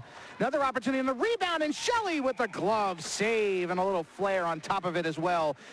41 seconds into this third period. So the Whale, of course, will be here tomorrow on December 1st, a Sunday afternoon game. They'll be playing the Riveters, who will be playing back-to-back games this weekend. As I mentioned, they'll be playing Boston around 6:30. You can catch that on NWHL 2. But you want to stick right here with us with the third period of a 2-goal game, see if the Whale can get themselves back in and get within one, as they've done a couple of times here in this game. Pass ahead, and here comes Gualtieri. Gualtieri moves in on the backhand, takes a shot, knocked down. Another saucer opportunity from Gualtieri. She is loving the flying saucer so far. Another shot that goes all the way into the corner and be played by Buffalo. They'll try to get it out of the zone, but they cannot. Morissette chases after it, tries a centering pass for Gualtieri, and now they'll battle for it. Pass right on in front, and Boostek gets taken down, and a penalty's coming up, and Gualtieri will slam the puck away, and she is not happy, as it's going to be a tripping call, and she will be the one to slowly skate towards the penalty box. So 1:13 seconds in, and the Buffalo Beauts have a big-time opportunity to extend their lead to 3. This is where Connecticut has to clean up. They've already been able to come back in this game a few times now, 3 times now, and it's just some of these things are going to bite them in the rear end here, as well as not being able to capitalize on the power play. If Connecticut wants to get their first win, they have to tighten up starting today. I know that they're playing some NWHL Jeopardy, and I actually don't know the answer to the Riveters hat-trick question. I know. I should know that, but I don't. I own this player's jersey. Ah, okay then. Season winner, retired. So that would be Boston College alum. Oh, see, I'm really bad with the colleges. 1:43 to go on the power play, and Buffalo able to keep him. We'll get back to that, but I know that someone mentioned the 2 hat-tricks in the game. That came against the Whale. 8-6 game, sure Rafter and Packer. Shot in, and it is wide, or actually saved and then sent wide. Now Peltier with it. Just talked about that game on the Founding Four podcast. Sent across, and that one is deflected towards the blue line. Can Buffalo keep it in as Kersey tries to, but the Whale will get it out of the zone. 18:03 to go here in the third period. 1:13 seconds ago on the penalty to Gualtieri for tripping. 17-14 the shots. This is a big kill here for Connecticut. Got to keep this at a 2-goal game. They basically cannot allow Buffalo to score again in this game if they want to rally and try to get their first win in what would be a long time. They have not won a game since December of 2018. Shelley save made, and that was too easy of a chance there. Peltier just kind of skated on in, didn't feel any pressure, and they let her take a shot, and Shelley stands tall there. I think Sonia Shelley has played well. I think she's just kind of been left out on her own a bit on a couple of these goals. Really some golden opportunities for Buffalo. They've been shooting them right from in between the circles. I mean, Royal Road type stuff, as we mentioned earlier in the broadcast. Yeah, and that's uncharacteristic, I'd say, of this Connecticut team. Usually they, again, are pretty tight on defense, but you're right, they've been offering up a lot of space for Buffalo. Fartelman? Megan Fartelman, that's it. There we go. Buffalo with 30 seconds to go on this power play, trying to make it a 5-2 game. Klimasova with it now. Takes a shot. It's deflected and all the way into the corner. Stacy will get it again. Good job stick handling. Now sends it back. 18 seconds to go. Pass across. Klimasova winds. Deflected. Nice save. Rebound and another save made. Great job by Shelley. That was a wicked deflection. Is able to make the stop. 16:54 to go here in the third period. Another shot and another glove save by Sonia Shelley. They were trying to go top shelf, and she said, not today. 16:50 to go, 3 seconds on the power play, and this has been the Sonia Shelley penalty kill extravaganza. Sonia Shelley always coming up big for this Connecticut Whale team. That's what this team needs, though. They need the player to step up. Why not Sonia Shelley? Now I want to see someone else step up. We seen Morissette get a goal. We saw, I believe it was Menigan get that goal. And now we need someone else to step up. Who's going to get this within one goal? Penalty has been killed off. Back to 5-on-5 play here. Connecticut dumps in deep to Shannon Doyle. Casey Anderson chases after it. Now Menigan, who has a goal in this game, tries to play it below the goal line. And the puck is played out to center. And Doyle loses it for a moment, feeling the pressure here. And now, as Ruggiero tripped up a player, but nothing was called, and play will continue. Here come Schweinsfire, tries to play it in deep. Again, knocked down, but Connecticut keeps it in the zone for a moment, but the loose puck is picked up by Brown and will be cleared out the center. 16 minutes to go. Buffalo knows that no lead is safe. They were down 3 goals in the third period against Minnesota and rallied to win, so they know that no lead is safe. They cannot take their foot off the gas here. 15:50 to go here in the third. Turnover. Menigan tries to send it across. Brickner will chase after it. And by the way, this is the first time I'm seeing the Whale, and not seeing number 28, Sam Faber, out there is actually kind of throwing me a little bit. Of course, she's now coaching at LIU. That's right. And doing a great job of the first-year program, but I saw 26, and I thought it was 28 for a second, and I know Faber's not on the team anymore, and it's throwing me. Scored one of the first playoff goals. Faber Sam. She's my birthday twin. Shout out to the Torians, May 8th. Also, actually, I saw Jessica Platt's name come up in the chat. She also was born on May 8th, so thank you for giving me that segue. There you go. That's how that teamwork makes the dream work, so there you go. But yeah, Sam Faber not being on the Whale certainly throwing me, but Brickner, Doyle, still 5-year veterans, shot and save made by Newman, and they have played well in this game. Shannon Doyle has been a major factor in this game through and through, doing a little bit of everything, as you would expect one of the great defenders in this league's history to do. Puck played up to center, and the Whale again will corral it, try to get it in deep. First attempt was whiffed on, but they'll try to send it back. It's blocked a second time. And here comes Taylor Acursi, quiet in this game from a goal-scoring department, but certainly has made her presence felt. 5 minutes gone by here in the third period. Whale trying to slice this 2-goal deficit down to 1. They've done it twice. They have not been able to tie the game. Fell behind 2-0, got it to 2-1. Then they fell behind 3-1, got it to 3-2 in relative short order. But then a late goal in that second period made it 4-2, and that's where we stand right now. No arms are up as another Whale player hits the ice. As they continue to try to gain the zone, the one thing Buffalo is frustrating them with is neutral zone trapping in a way, not officially trapping, but they're making it difficult for the Whale to get anything set up offensively. But a turnover here, chance here for Connecticut. Pass out in front, it's loose. Newman looking for it. Another shot in too high. Oh, Newman might have gotten a shoulder on that as well. Here comes Buffalo. Could be a chance for a breakaway. Guillen, who had 2 goals, looking for the hat trick, can't get the pass. And she'll stop at the blue line, and Connecticut's got it. And we'll look to move it up ice again. They will, and it's knocked away. Can Connecticut get in on side? They will. Anderson fights the puck in. But Buffalo has it, and they'll move it up. Stacy's someone I'd like to see get activated for the Buffalo Beauts. As I understand, she was nursing an injury in that game on Saturday last weekend. But Brooke Stacy started off on fire for this team and is right up there in the leaderboard when it comes to goals in the whole league. A leaderboard that has obviously been dominated by the team in yellow up in Boston. The Pride have just had, a phenomenal season, but you're seeing some of these newer players in the league making their mark. And, of course, Kersey, not a new player, but she certainly had a huge weekend last weekend, is now rising up the goal-scoring leaders list. And leads in power play goals, if I'm not mistaken. I think she's at 4 now. Brown has it taken away from her. She's looking for a penalty, doesn't get one. 19 to go in the third period of a 4-2 game. Shot is high, not knocked down with a high stick, as Bowering could not touch it. And actually a good thing for Buffalo that she didn't. It would have stopped play immediately. Instead, they keep the puck in the zone. Can Connecticut get it out? They can. Houston, not the cleanest breakout, but here comes Connecticut. Chance for a 2-on-1, but they just could not reach the puck in time. We'll see if this is going to be an icing. It will not be, as Beatty goes back to it. It was deflected. Beatty moves it up the boards. Boy, that was a near break there, a broken play that would have worked out really well for Connecticut, at least from an opportunity standpoint. 12:45 to go here in the third period. Kleinbach trying to get to the puck. She gets taken down. She looked like she may have tripped up over her own skates. And now it'll be played to center where Hall has it. Hall will at least dump it in, but does not get too far. And here comes Sheriff right now. Candace Sheriff moves on in. Sheriff tries to send a pass across. It's knocked away. And here comes Elena Orlando. Excuse me, Gualtieri. I apologize. Gualtieri makes a nice move around one defender. Looks up looking for a teammate. Doesn't have one yet. Tries to send a pass across.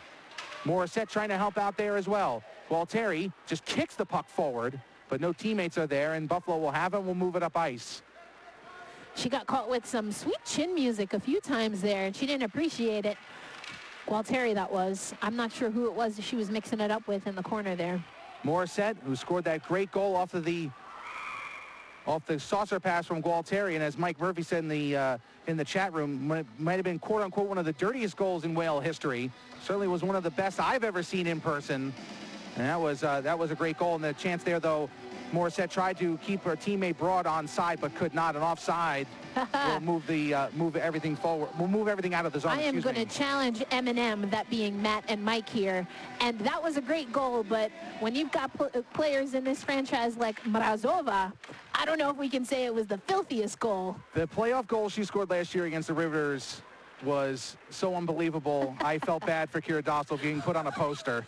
That was something else. Posterized Dostal. She really did. Guillen, who's got 2, moves on in a circle, waits, pass across, a shot, tried to slam dunk it home and can't. Guillen's backhanded shot is saved. That is twice. Erin Guillen has had a chance to get a hat trick with a shot, and she's passed it instead.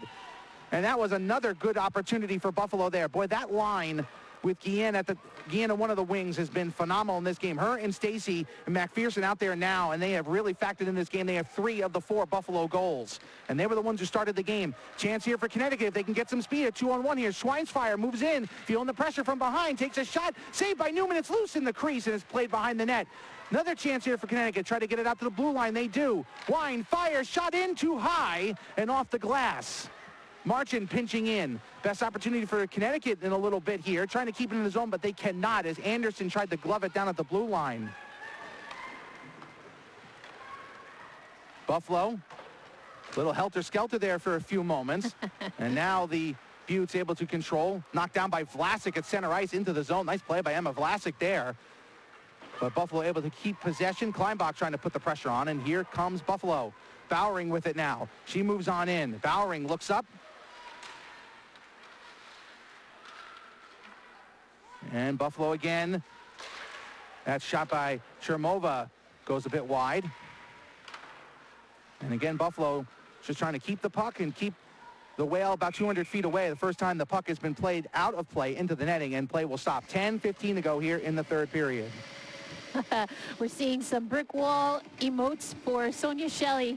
Also see a comment that says 88% is not a brick wall. Well, I'll tell you what, imagine if it wasn't 88%. And when you think of it that way, I'll go with the brick wall there.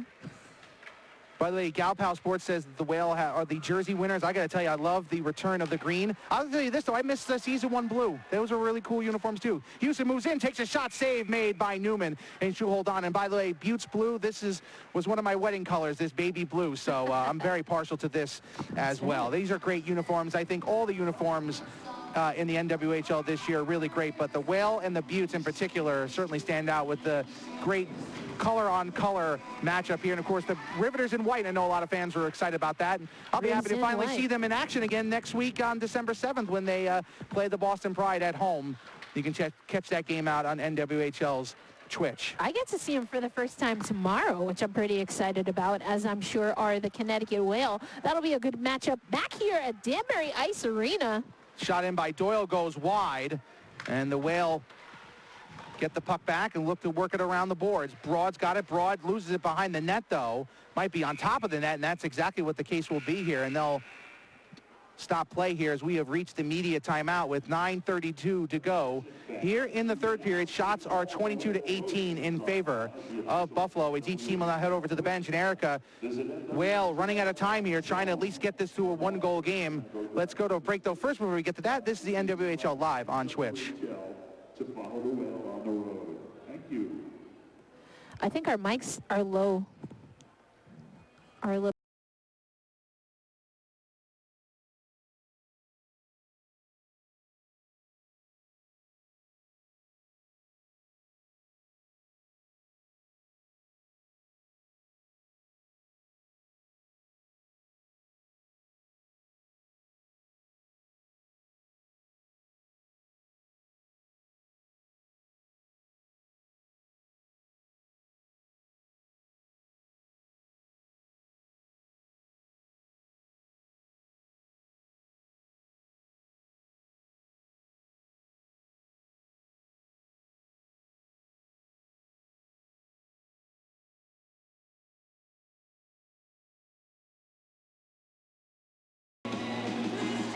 And we are back from commercial break. And Erica, as I mentioned before the break, the Whale, what are they going to do to try to get this from a two-goal game to a tie, or at least a one-goal game, 9:32 to go in the third period?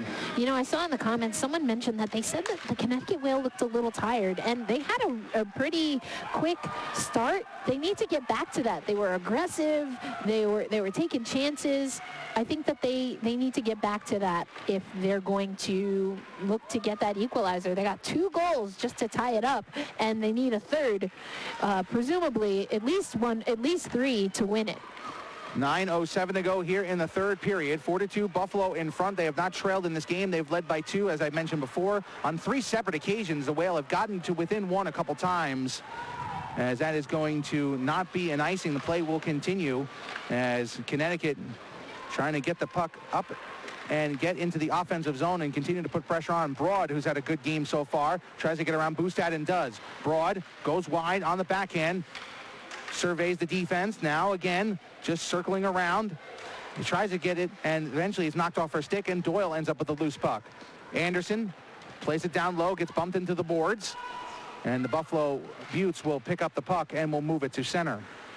I think another thing as far as Connecticut is maybe roll that line with Morissette and Gualteri. They've been connecting pretty well tonight.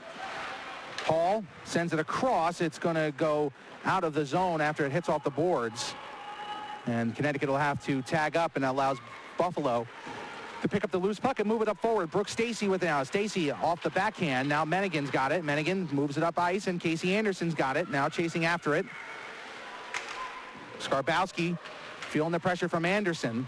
And now Bustad. Bustad along the boards. And it's going to be Guillen with the puck now. Aaron Guillen with 2 goals in the game. Gets across the blue line. Sends it off the boards and chases after it after the dump in. Gets around Orlando. Pass towards Stacy. Shot in is knocked away by Shelley. 7:35 to go here in the third period, a 2-goal game. Pass sent to Mennigan. Mennigan now one-on-one against Chermova, and Mennigan gets taken down. Marchin, though, has the puck. Nope, offsides is the call. That was the play there. Good job by Chermova forcing that puck to be offside, and Marchin, not aware, touches up, and the faceoff will come outside the zone. So TR Charlie 89 pull Shelley for an extra attacker. They got nothing to lose at this point in the season. Be aggressive, Colton.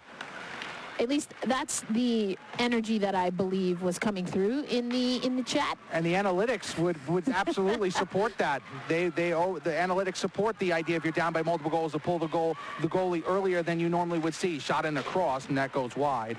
But I don't think Connecticut's had enough puck possession throughout the entire game to warrant that risk, but we'll see. I mean, they could pull the goalie early. We'll find out. Stranger things, eh? Yeah, absolutely. 7 minutes to go here in the third period.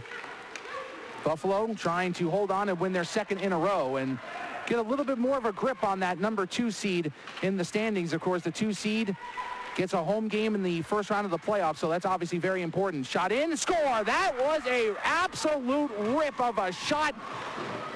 That is Brown, who just rifles that one upstairs under the crossbar. And with 6:42 to go here in the third period, Buffalo now leads it 5-2. And we're right above the benches. And my goodness, the Buffalo bench, they liked that. They thought that was a pretty goal. You could tell by how they were celebrating. And that's a tough break as we get ready to take a look at it once more here. Just able to make a nice move. Even the camera couldn't keep up with her, Matt. And they using the defender as a screen as well on that shot, and Shelley just gets beat upstairs glove side. So Kim Brown with the goal, an unassisted goal, makes it 5-2, and the Buffalo Beauts feeling good right about now with 6:27 to go here in the third period. And one thing Buffalo hasn't done in this period, which has been great with the lead, is that they haven't taken any penalties yet. Kersey moves in, pass across, a deflected chance. There's a penalty coming up against Connecticut as the net comes off its mooring, so that will stop play. And so it gets just a little bit more tougher for Connecticut here, down by 3, and now they'll have to go on the penalty kill. Silence of the whale, I see in the comments. My goodness.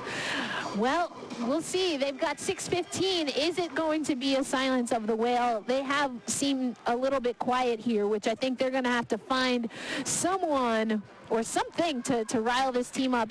Ironically, I asked coming into this game, I was talking to Rochelle a little bit from the Buffalo Beauts team, and she says Taylor Kersey is the player in their locker room to rev them up. So we need someone from the Connecticut Whale to do that.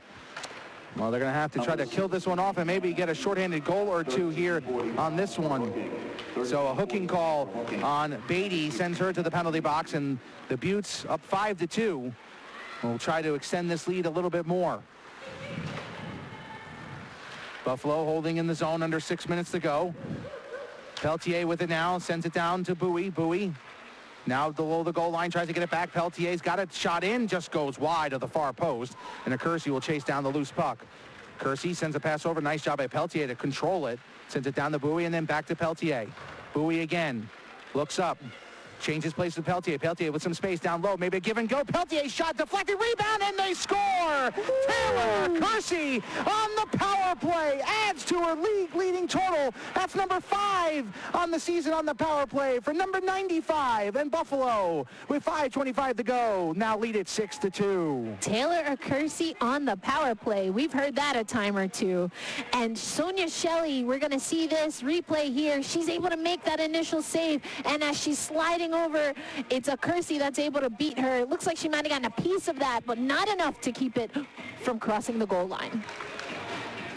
So Buffalo, who had a 3-2 lead in the second period and were facing a couple of penalty kills in that second, were able to kill them off, get the late goal in that second period, Guillen's second of the game, and now they have scored the last 3 goals altogether as Taylor Kersey scores. So Kersey and Bowie now on the board. Shot deflected, and Newman making the pad save. Kelsey Newman has been solid in this game, on her way to another victory. Another penalty is coming up against Connecticut. Orlando will touch up, and they should have blown the whistle here. Newman coming off the ice. I think maybe the penalty is going to be against Buffalo instead. I'm not really sure. The arm came up. Now the referee's arms are down, so I guess they decided not to call the penalty, and Newman actually took a tumble coming off the ice, which you didn't see on camera, but unfortunately for Kelsey, we did see that she had to kind of hit the brakes and get back in net. That could have been an odd one. She'll love that you brought that up. I don't think she'll mind because of the 6-2 lead that her team has. That was certainly an odd situation. They had an arm up, shot in, save made by Shelley. Referee's arm came up, and then I've never seen a referee actually overturn her own call or, overturn a call in the midst of play, because Orlando touched up and waiting for the whistle, and nothing happened. So Newman had to scramble back into the net. So that was certainly an odd situation, to say the least. 4:27 to go here in the third, 6-2. Buffalo well out in front, and right now, I think, again, I said this to you before the game, and I said it on Twitter when it happened. That win against Minnesota, that's a kind of a season maker in a way early on. Buffalo's been blown out by Boston again. What team hasn't so far this season, really? I mean, Minnesota kept it close, but Boston's dominated, and they've beaten up on Buffalo, just like they've beaten up on everybody else. But Minnesota beats them in Buffalo last week on a Saturday. Come back on a Sunday, less than 24 hours later. They're down 3-0. Looks like they're going to get swept. They score 4 in a row, win the game. Beatty's shot goes wide. And it can be such a big confidence boost. They come to Connecticut, this is a team that they've already beaten a few times this year, and they've taken care of business again. They've really taken that third period and carried it over a week later. They didn't lose that momentum one bit. Yeah, I think definitely that's something to take away. We are also talking about how they have confidence in both of their goaltenders. We've seen both of them in action, and it's Fuji McGarry. We got the proper pronunciation, so our apologies to Mariah. Yeah, she gave our good friend Nate Oliver the what's for on how to properly say her name. She's been very good for Buffalo this year as well. But Newman about to get her second win against Connecticut, and these are the big games for Buffalo. If you want to live with the Giants of Boston and Minnesota, at least from the preseason expectation standpoint. There's another shot in, and Shelley able to knock that one away. You have to win these games against Connecticut. You have to win these games against the Riveters, teams that you were being compared to, and if you can get dominant, you can collect those points, you can kind of survive, maybe get a win over Boston later in the year as the season goes along, and maybe prove, hey, you know what, we're not going to get blown out against this team every time. We're going to show them, hey, we got something. I think they did it against Minnesota. They've taken care of business against Connecticut, and eventually they'll get a chance against the Riveters. And for Connecticut, they're going to get a chance against the Riveters tomorrow, and it should be an interesting game because they're going to have a little bit extra rest than the Riveters, and the Riveters have to travel down from Boston to play the game. There's a big hit in the corner, but no arms are up 2.5 minutes to go. So on paper, Connecticut has a bit of the advantage from a rest factor, but we'll see how that turns out. I'm sorry, I'm over here laughing at URMS. 2 goals per minute now. Let's go Whale. Stunt on them. I like that. Boy. Positivity. Doyle, stick with your team. Shot is blocked, and here comes a Kersey. Guillen trying for the hat-trick. Guillen comes in, save made by Shelley, loose in the crease and played into the corner. But Erin Guillen had a chance there for her third of the game as the puck is now played out the center with 2 minutes to go here in the third period. Of course, after this game is over, hop right over to NWHL number 2, and you can check out the Pride and the Riveters. That game is underway. They should have gotten started. If not, they are just about to drop the puck. We don't have the broadcast in front of us, but you can come right from this game and enjoy that one as the Riveters try to get their second win of the season, their first in regulation, while the Pride look to make it 10 straight games with a victory. The Pride haven't even been taken to overtime. They have been that dominant this year. No one has gotten a point off them this year. The Riveters did give them their toughest game of the year, and of course that was in the first game of the season. Yep. Kleinbach sends a pass down, deflected. Newman tries to make the save. It's loose, it's deflected, and it's going to be played in the crease. Another shot in, it is blocked away with 95 seconds to go. Kleinbach got 3 looks there, but Kelsey Newman stopped them all. Player down in the corner and slowly coming off that. Brooke Stacy. Yeah, Brooke Stacy, who's had a tough game today, and a tough game in a good way, has been all over the ice. Shot in high, deflected down, and Buffalo's got it, and they'll look to move up ice. Shelley has not been taken out of the net. Another Beauts player is down. That's Birdsall, who's slow to get up and will slowly come off to the bench. With 1 minute and 7 seconds to go here as the Beauts are on their way to their second straight win, and will extend their current lead in the NWHL standings in second place, as we are under a minute to go here now. And for the Whale, unfortunately for them, the losing streak will continue, which is, for them, obviously, they just want to try to get past that as much as they can to try to get something on the board. Of course, they beat the Riveters twice last year, but that was their only 2 wins. I believe the end of the season on an 11-game losing streak. A penalty is going to be coming up, and Buffalo will touch up with 32.4 seconds to go. So Boston, coming into today, they are 9-0. They're trying to get to 10-0. Buffalo, with Minnesota having 2 games in hand, will have a 3-point lead when this one finally is official. They'll move to 6-4. The NWHL standings with the overtime wins being a separate category throws me, but they are 5-4 and trying to go 6-4. They'll have 12 points. Minnesota off this weekend. They have 9. And the Riveters 1-4. They've got 2 points, and the Whale are going to fall to 0-8 on the season, so this would be their 19th consecutive loss, not including their postseason loss to the Riveters. So the losing streak, unfortunately, will continue for Connecticut. They're on the power play here, as the penalty was called on Brown, who scored that 5th goal that basically took the wind out of their sails here in the third period. They trailed by 2 for most of this game. Here's Guillen with it now. She'll just clear it down ice. 13 seconds to go. Chasing after is Ruggiero. 6 seconds and 5, and the Buffalo Beauts, coming off the big win last Sunday, will get another one here. They win it today by a score of 6-2 over Connecticut. Buffalo Beauts. I think there were moments for Connecticut where they looked like they were going to come out and be ready to compete and be ready to make this a challenging game for the Beauts. And then it just it went by the wayside.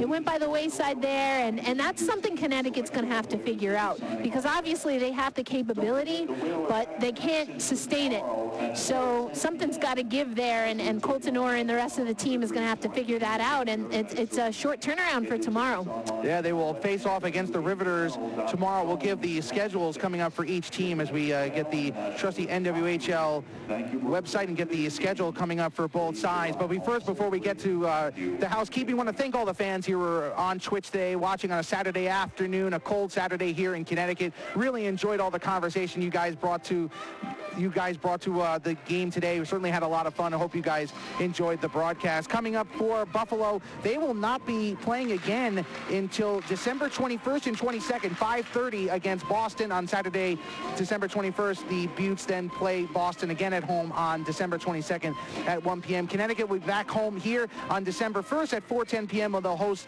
the Metropolitan Riveters. They will be also home again on December 8th at 1:30 against the Riveters as well. The Whale have got a bunch of home games coming up, and then they will not be home again here in Danbury for the rest of the season. Their only home game in 2020 is on February 22nd. That game will be played in Bridgeport. So get out here, come watch this team, and give them your support. They certainly would appreciate it. And it's been a great day here, coming in, kind of filling in for Phil and Mike, who are both off doing other things. Happy to be here. Finally get to call a game. It's been so long. I can't wait to be with you guys December 7th when the Riveters play host to the Boston Pride. But Erica, your final thoughts on this one? The Whale, the losing streak continues, and I gotta say, if you're an NWHL team, one of the other teams, you don't want to be the ones that has the streak broken against them. And the Riveters lost to this team twice last year. They don't want to be the ones that the Whale break the streak against this year either.